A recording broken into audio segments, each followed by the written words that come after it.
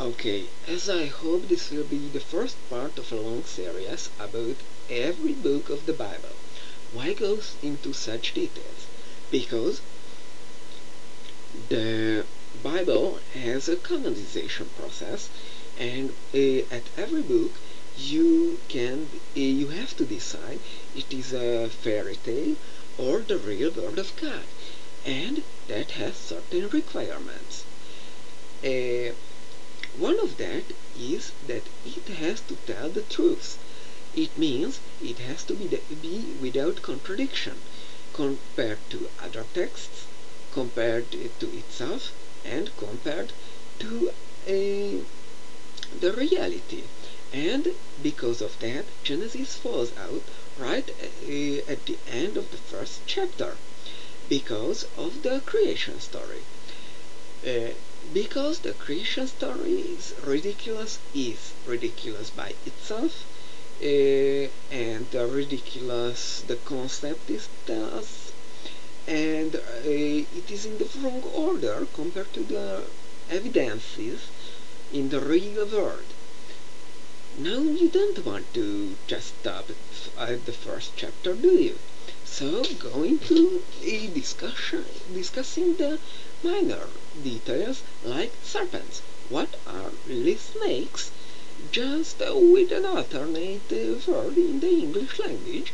I bet it is a more ancient word for snakes, because if you check other languages, it is snakes. First, they don't eat dust. Second, they don't speak.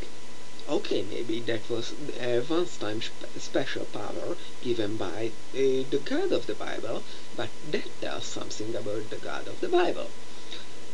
And third but not last, they are and never were herbivores.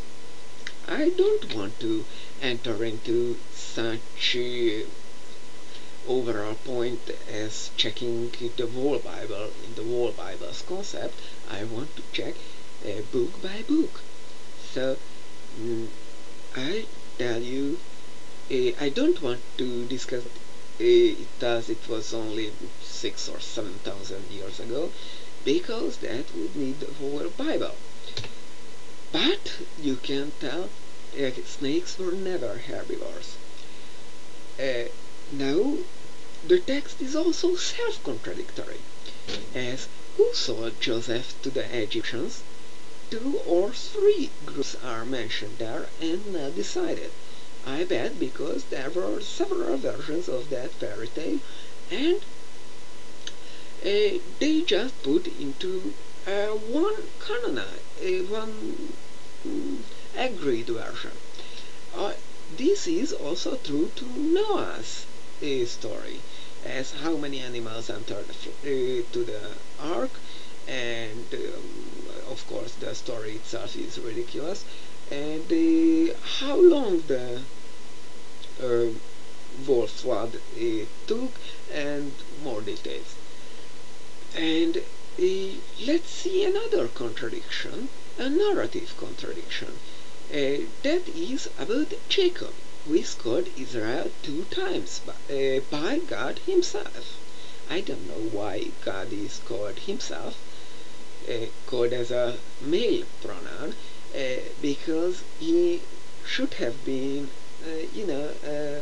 androgyne thing, but whatever.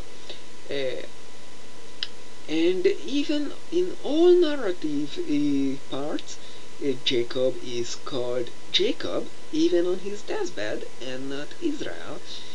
And you would expect, at least in the narrative parts, he called to be Israel, as who gives a crap how a blasphemer, idol worshipper, Pharaoh calls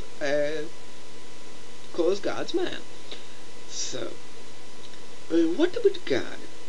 The God in the Genesis do not at all exist, because Genesis is polytheistic, and in the God there has a human-like body, is not all-knowing, not all-powerful, not omnipresent, and do not know the future.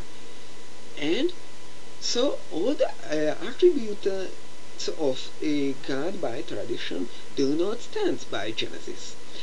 And at last, but not least, there is a prophecy toward, I think, to Abraham about captivity. The followers interpret that prophecy onto the Egyptian captivity, although if you check the last lines of the prophecy, it is clearly about the Babylonian captivity. And that would mean that after Genesis, originally Isaiah came next. And that is why Genesis just cannot be part of the canonized writings.